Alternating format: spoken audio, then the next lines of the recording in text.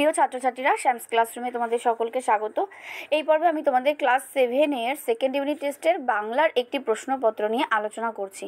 তোমরা প্রশ্নপত্রটি খুব মনোযোগ সহকারে দেখো। যেহেতু তোমাদের সেকেন্ড ইউনিট টেস্টের পরীক্ষা 50 নম্বরের হবে, সেই জন্য কিন্তু প্রচুর প্রশ্ন থাকবে, তোমাদের কিন্তু একটু ভালো করে পড়তে হবে। তো দেখো, প্রথমে যেটা থাকবে ঠিক উত্তরটি বেছে নিয়ে লেখো। মেঘচোর হলো এখানে কে? পুরন্দর, সঠিক উত্তরটি হবে। নেক্সট, মূঢ় ওরা ব্যর্থ, মনস্কাম।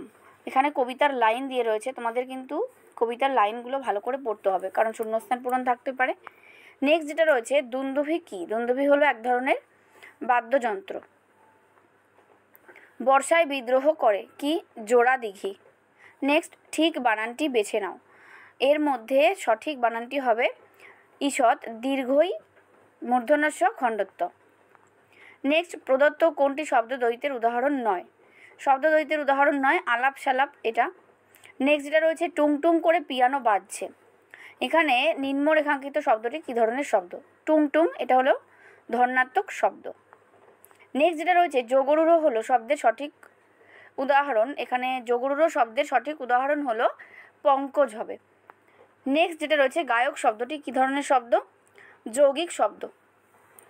10 নম্বর প্রশ্ন, যে শব্দের প্রচলিত অর্থের সঙ্গে ব্যুৎপত্তিগত অর্থ বা প্রকৃতি প্রত্যয়জাত অর্থের কোনো সম্পর্ক নেই তাকে বলে রূঢ় শব্দ।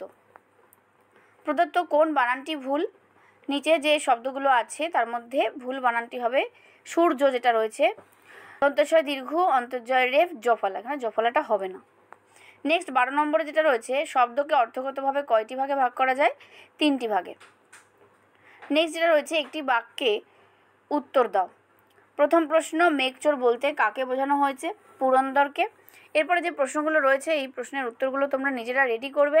যদি কোনো সমস্যা থাকে তাহলে অবশ্যই আমাকে কমেন্টে জানাবে। দেখো, নেক্সট যেটা রয়েছে, দিগ্বিজয় কে ছিলেন? স্বাধীন বাংলাদেশের জাতীয় সঙ্গীত কি? এটা তোমরা অনেকেই জানো, প্রায় সবাই জানো, তোমরা আমাকে কমেন্টে জানাবে। এটা একটা HW থাকলো। নেক্সট যেটা রয়েছে, ঠাকুমা নাতনিকে কিসের গল্প শোনায়? দুর্ভিক্ষের গল্প। তারপর যেটা রয়েছে, তালের শাড়ি কোথায় রয়েছে? নোট বই কী ধরনের লেখাতে ভরা? কারা মানুষের মনে চিরস্থায়ী আসন লাভ করে? এই প্রশ্নগুলো কিন্তু তোমাদের অতি পরিচিত, তোমাদের বইয়ের অনুশীলনীতেই কিন্তু এই প্রশ্নগুলো রয়েছে। তোমরা কিন্তু অনুশীলনীর প্রশ্নোত্তরগুলো খুব ভালো করে তৈরি করবে, ওখান থেকে কিন্তু ম্যাক্সিমাম প্রশ্ন থাকে। নেক্সট যেটা রয়েছে, ভালো কথা শুনলে কবিতার লোকটি কী করে? হোটেলে কি কি খাবার পাওয়া যায়? সপ্তাহে কতবার পোস্ট অফিসে যায়? ঘড়িওয়ালা মাকুকে কত বছর ধরে বানিয়েছিল? হোটেলওয়ালা টিকিটটা কোথায় রেখেছিল? এই প্রশ্নের উত্তরগুলো কিন্তু তোমরা এই চ্যানেলে দেওয়া মাকুর যে ভিডিওটাই আছে সেখান থেকে পেয়ে যাচ্ছ, ভালো করে দেখবে। দেখো, এরপরে যেটা রয়েছে 3 নম্বরের বড় প্রশ্ন, গল্প, কবিতা এবং যে সহায়ক গল্পটি রয়েছে মাকু, সেখান থেকে উত্তরগুলো করতে হবে। 1 নম্বরে যেটা রয়েছে কি, মানব হৃদয় ভূমি করি অধিকার। কারা কিভাবে মানব হৃদয় ভূমি অধিকার করে? স্মৃতিচিহ্ন থেকে নেওয়া রয়েছে। 2-এর যে প্রশ্নটা রয়েছে, বলবে কি তোমরাও নোট বই পড়োনি? নোট বই পড়লে আর কি কি জানা যাবে? Very very important question.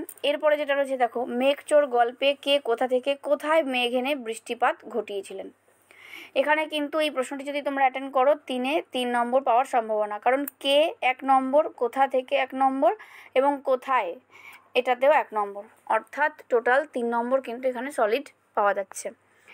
এরপর 4-এর যে প্রশ্নটা রয়েছে, তার চলাফেরার ভঙ্গিটি ভারী মজার। কার চলার ভঙ্গির কথা বলা হয়েছে? তা মজার কিভাবে? 1+2 হবে এটা। 5-এর প্রশ্নটা মাকু থেকে নেওয়া রয়েছে, ঘড়িওয়ালা মাকুকে খুঁজে বেড়াচ্ছিল কেন? আর মাকুকে না পেয়ে তার মনের অবস্থা কেমন হয়? এই জায়গাটা কিন্তু তোমরা ভালো করে আনসার করবে। এটাও কিন্তু তোমাদের বড় প্রশ্নের সাজেশন যেটা দেওয়া হয়েছে সেখানে কিন্তু আছে। নেক্সট, হোটেলওয়ালা কিভাবে শুরু আর রান্না করতো? ভীষণ মজার এই বিষয়টা, এটা তোমরা অবশ্যই জেনে থাকবে। নেক্সট যেটা রয়েছে, দেখো, ঠিক বানানটি নির্বাচন করে লেখো। এখানে 2টো বানান দেওয়া আছে, এর মধ্যে সঠিক যেটা হবে সেটা তোমাদের লিখতে হবে। প্রথমটা যেটা রয়েছে, দেখো, অধঃপাত। এখানে প্রথম অপশানটি কিন্তু সঠিক হবে, অধ বিসর্গ পয়াকার ত। নেক্সট যেটা রয়েছে, মূল্যায়ন। মূল্যায়নেও কিন্তু দন্তন্য হবে, এটা মূর্ধন্য হবে না। নেক্সট 4-এর 2-এ যেটা রয়েছে, বাংলা বানানে মূর্ধন্য সহ বসার 2টো নিয়ম উদাহরণ সহ লিখতে হবে। নিয়ম 2টো লিখে তোমাদের উদাহরণ দিতে হবে। এরপর যেটা রয়েছে প্রবন্ধ রচনা করো। যে কোনো একটি বিষয়কে কেন্দ্র করে তোমাদের রচনা লিখতে হবে। একটি গ্রামের সকাল, খুব সহজ বিষয়। আর একটা রয়েছে মানব জীবনে পরিবেশের প্রভাব। এই দুটোই কিন্তু খুব সহজ বিষয়, তোমরা একটু প্র্যাকটিস করে নেবে। এই প্রশ্নগুলো কিন্তু ভীষণ গুরুত্বপূর্ণ, তোমরা সলভ করো আর আমাকে অবশ্যই কমেন্টে জানাও। ভিডিওটি কেমন লাগলো অবশ্যই তোমরা আমাকে কমেন্টে জানাও। যদি চ্যানেলে নতুন হয়ে থাকো তাহলে অবশ্যই সাবস্ক্রাইব করে নাও আর বন্ধুদেরকে শেয়ার করো। ভালো থেকো, টাটা।